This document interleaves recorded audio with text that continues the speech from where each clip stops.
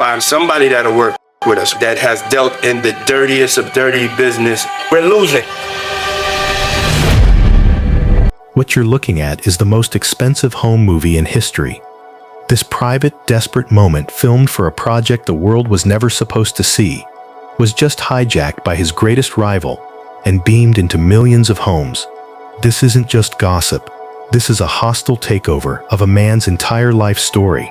Pour up, because today we're dissecting how Sean Diddy Combs' own archived life became the weapon used in his ultimate public reckoning.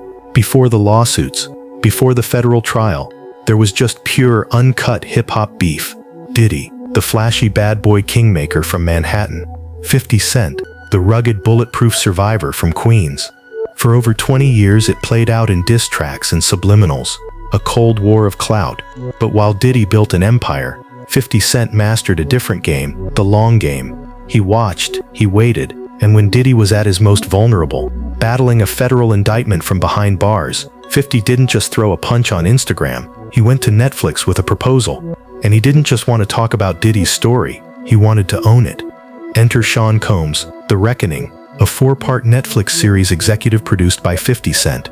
The trailer promised a staggering examination, but that hotel footage was the gut punch. Seeing this mogul, in crisis, admitting defeat to his inner circle, it was raw powerlessness. But the documentary's allegations went far beyond one bad day. It ventures into the most dangerous territory of all, the unsolved murders of Tupac Shakur and the notorious B.I.G. It features a taped confession from Keffe D, who alleges Diddy once offered a $1 million bounty for the hits on Suge Knight and Tupac. Let me be crystal clear, Diddy has vehemently and repeatedly denied any involvement in Tupac's murder and has never been charged. But the series frames this as part of a decades-long pattern, allegations of using wealth and influence as both a shield and a weapon. Diddy's team didn't just get mad, they declared war on 3 fronts. First, the legal front. They called the doc illegal and a shameful hit piece, claiming Netflix used stolen footage, private legal strategy sessions, and personal archives Diddy had collected since he was 19 for his own authorized biography. His lawyers fired off a cease and desist, arguing this wasn't just unethical, it was a breach of copyright and potentially attorney-client privilege. Then, the personal front. They called Netflix's choice of 50 Cent a deeply personal slap in the face and a breach of trust. This was the emotional core. It wasn't just an expose, it was a betrayal handed to his lifelong nemesis. Finally, the narrative front.